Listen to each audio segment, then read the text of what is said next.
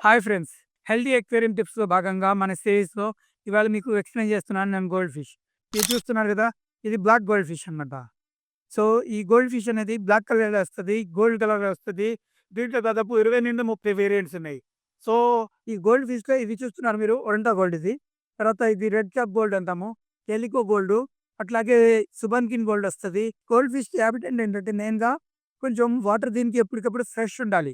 మంచి ఫిల్టర్ ఒకటి మీరు అక్వేరియం అరేంజ్ చేసేసి, దీన్ని గనుక మీరు హెల్తీ ఫుడ్ ఇయ్యగలిగితే, ప్రాపర్ ఏరియేషన్ వస్తే, ఇది చాలా మంచి ఫిష్ అన్నమాట.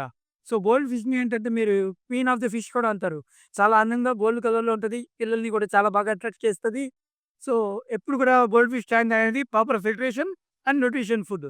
ఈ 2 మెయింటైన్ చేసుకుంటే మీకు చాలా హెల్తీగా గోల్డ్ ఫిష్ ఉంటాయి. చాలామంది ఫిష్ స్టాల్స్ దీన్ని పెంచుతూనే ఉన్నారు.